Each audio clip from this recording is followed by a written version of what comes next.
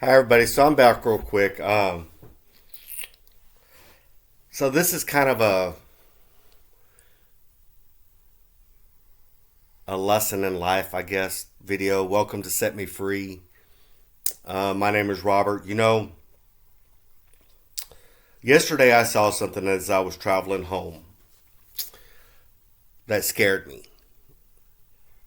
And then I realized what I saw wasn't exactly what I thought it was.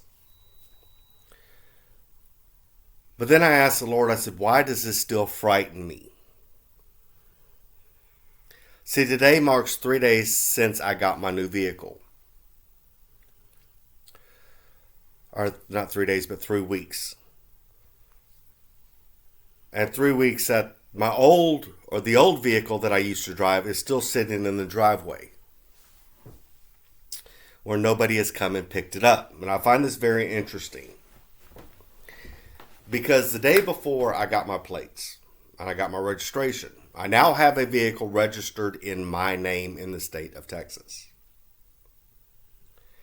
The other vehicle does not belong to me. In fact, it belongs to my ex. Now, for the new viewers, I'm going to give a little context. I've had that vehicle, the old vehicle, been driving it for 5 years. It has 294,000 miles on it. It's been a good car. The Lord has blessed me and kept that car running. But 3 weeks ago, this past Monday, I got into a wreck, and pretty much that was the end of that vehicle.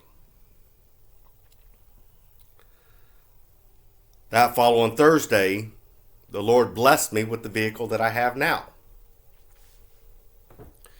As long as I drove that other vehicle, my hands were tied. I couldn't do anything with it. I no longer talked to my ex. But to give some more insight to the story, 2 years ago, my ex put it in repossession. He voluntarily gave up the car. I found this out whenever I talked to Ford Credit, because they were willing to work with me to catch up on the payments. And whenever I talked to him about it or texted him that day, he said that there's nothing more I can do for you. Now, mind you, I had just made a payment the week before, and I was getting ready to make a second payment. That would have caught me up. But he refused to do so. So according to Texas law, as long as I keep it behind a gate, they can't touch it. So for almost 2 years, I'd been locking the car up.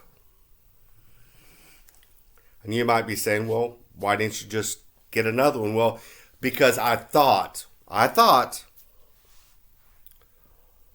my credit wasn't good enough, or I wasn't going to get a new one. And something inside me said that it just wasn't time yet. Because each and every time I went to a specific place, drive time, they denied me because I'm an Uber and Lyft driver. Mitsubishi and their lender did not care at all. They just wanted to sell a car. So the Lord made a way where there was no way. And he blessed me as a result of it.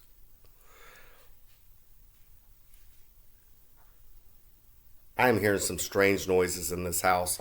I've seen 3 mice, but there's been some other noises too that's kind of distracted me.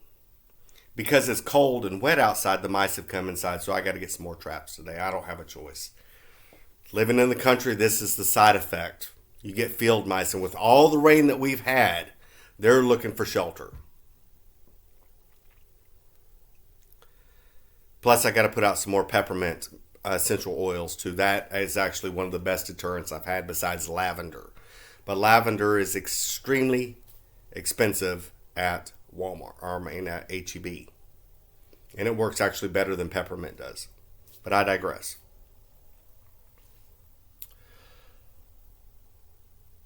So that's the backstory of the car that I have. And I expected the moment that I parked it that someone would come get it. Nope, absolutely not. But if I would have still been driving that car, if I would have left it in that driveway for any significant amount of time, I would have went outside and it would have been gone. But I've been living with fear for almost 2 years. Afraid that I was going to lose something, lose that at that point my only source of income.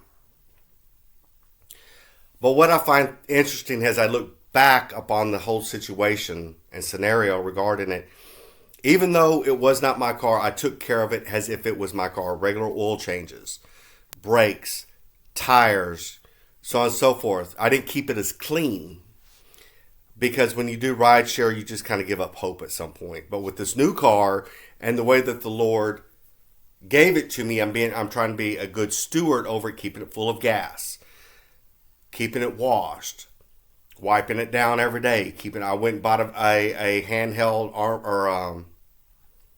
armor vacuum yesterday at Walmart. Spent $25 on it. Bought some high shine spray for the inside of it to make it look nice and purty. Things like that, and some Rain-X for the windows that I will apply so I don't have to use my wipers as much during these torrential rains that we're getting. And my full intentions is to wax it this weekend as well too. Park it up underneath the tree and wax it.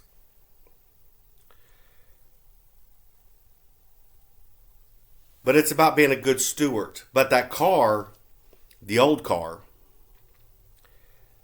was a source of many, many problems. And in fact, because it belonged to someone else and it did not belong to me, the Lord was blessing me.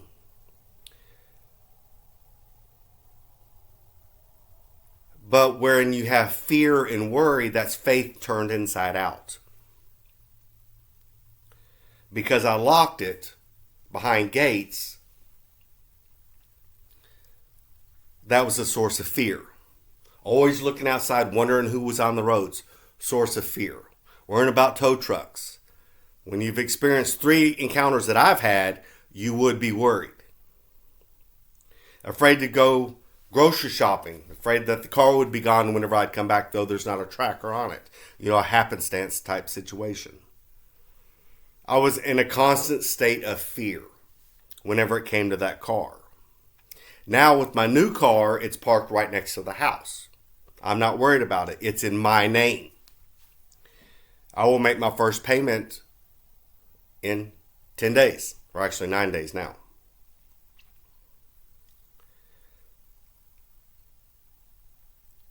But the Lord is blessing me as a result of this.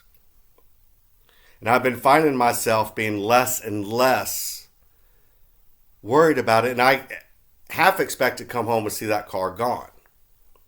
But it's still sitting there. I think once I fully let go of that car, and I'm going to explain my opening statement here in a second, I still have not let go of that car completely. Which is why I had that scare yesterday. And why with me living on a gravel road, my hearing has been elevated listening to what's going on around me this morning. Fear, the adversary. He heightens your senses. It's all about your perception. If you perceive something that's not actually there, or that's not actually taking place the way that you're perceiving it, then it brings on a spirit of fear. Strange noises that I haven't been hearing. Things like that. That causes stress. It puts stress on the body. Starts to hurt my shoulders, my neck. I get headaches, stomach issues.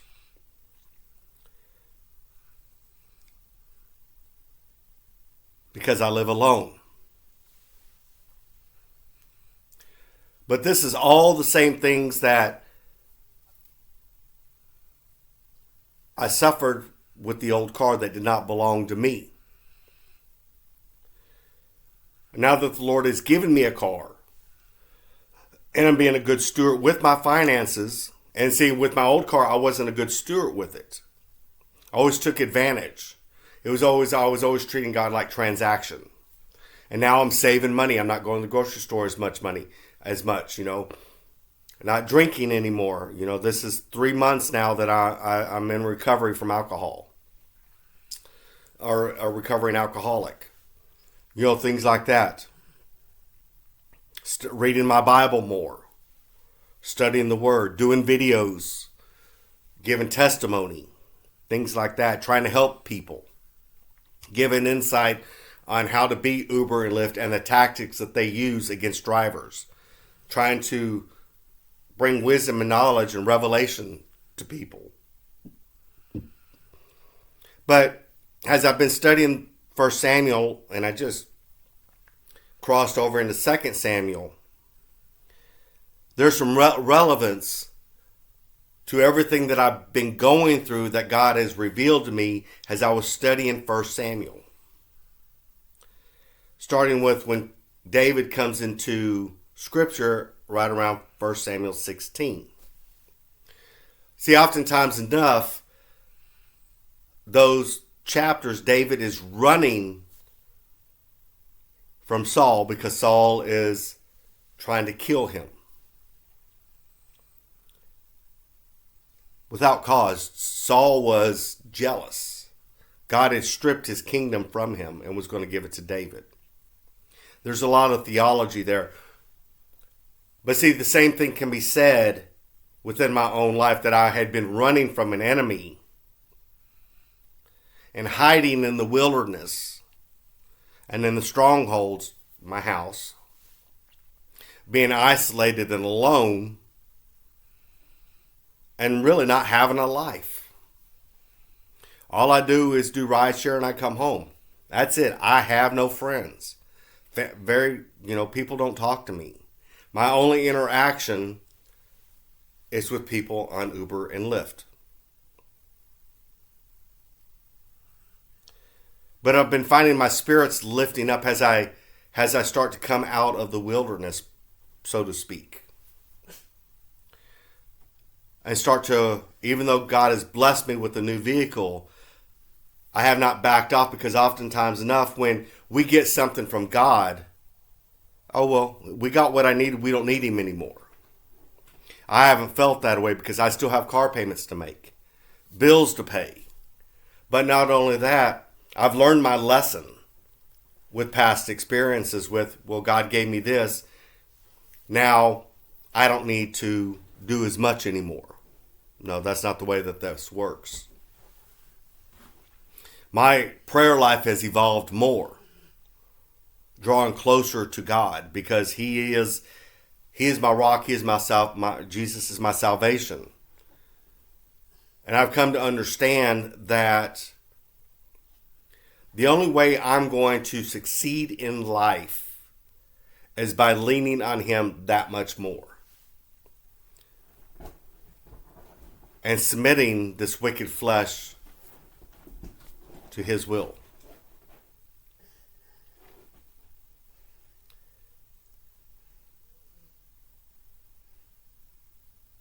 But I see my life changing for the better.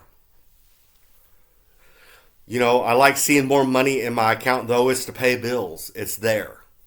I'm not worshiping it, and it is not an idol.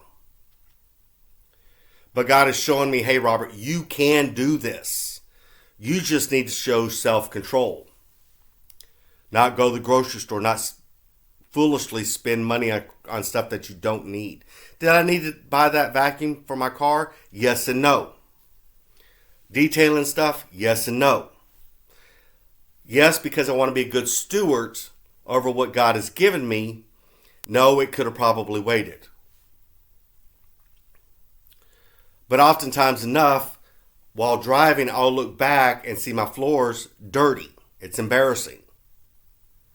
So there's nothing, now that I got a vacuum inside my trunk, I could pull over real quick, vacuum it out really, really quick, and make the car look nice for the next rider. And wipe out any mud where they might have got it on the kick plates inside the car. Whatever the case may be, keeping it pristine. Though a majority of people in Waco don't care, that would be obvious with the last vehicle that I drove with the white door, and I didn't clean it as much. I used to in the early days, but something changed with that vehicle where I didn't wash it as much. I didn't even put as much. I only put $20 in gas in. Though the two vehicles has the exact same gas tank, my new vehicle I keep full at the end of the day. Or this morning I've actually got to. No, I don't have to get gas today. I got gas yesterday. But I didn't keep the Fusion full. I guess because it actually got better gas mileage in city. I don't know. And then a part of me says keep it full in case you get a long distance trip. And then I need the gas.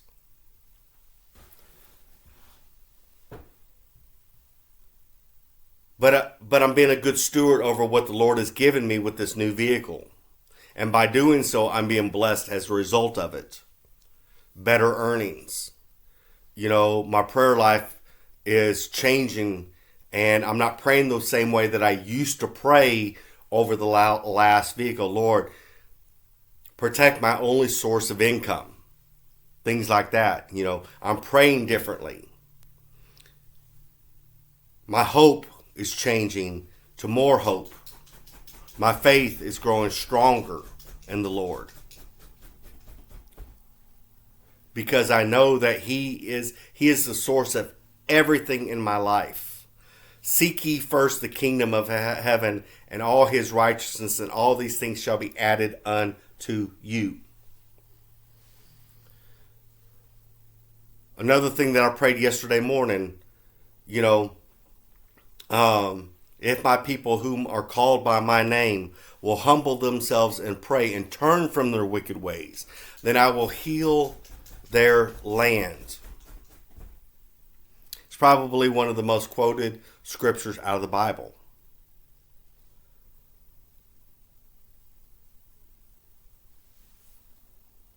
But I find myself growing spiritually more in the Lord. And He's blessed me in ways that I'm not even asking for. But He's meeting my needs. And the things that I found myself complaining about in my spirit in times past, that I'm so tired of settling, of feeling like I'm being ashamed. Things like that, God reveals to me what's taking place and why. But all that is starting to turn around. Like today, all this mess here, I'm cleaning the house today as soon as I get home. Cleaning the mud room. You know, and then room by room, getting rid of stuff. Putting all my sewing stuff, putting it away. It's summertime. I won't do any sewing. I won't do any crocheting. I won't do anything like that. If I ever again, to be quite honest. Things have changed in my life where I picked up stuff thinking I was going to do one thing out of fear. I believe I have, with faith and hope, better days to come. Where I won't have to worry about such things that I used to fear in the past. That God's opening up doors for me that only He can open, and have shut doors that He can only shut.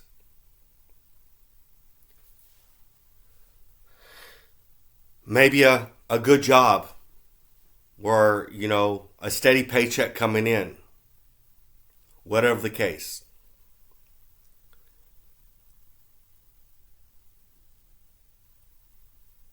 Whatever the Lord has in mind for me, it's not for me to worry about. Tomorrow is for the Lord. Today, we're to give Him praise and to withstand the wiles of the enemy. So, that's a little bit of my testimony right there, and the things that take place in my life and why that they've taken place in my life.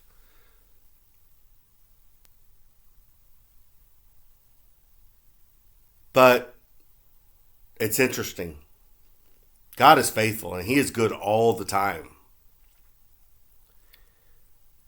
Oftentimes enough we're fighting ourselves when all we got to do is surrender to God and give it to Him, and He will fight the good fight for us. And He will reveal things to us that in the natural we would not be able to understand, but in the spiritual, if we open ourselves up to Him and listen and pay attention, then He will show us all things. Like Him showing me the strategies of what Uber and Lyft does, and giving me the spiritual eyes to see and the wisdom and knowledge and revelation to understand. Then it all makes sense. 2 weeks ago, I would not have been able to see it. But He's good. And just like the examples of when David went before the Lord and asked very specific questions and the Lord answered him, we can do the exact same thing. And have faith to do so. Until the next time, y'all be blessed and have an absolutely wonderful day. Thank you for watching. He has set me free. My name is Robert.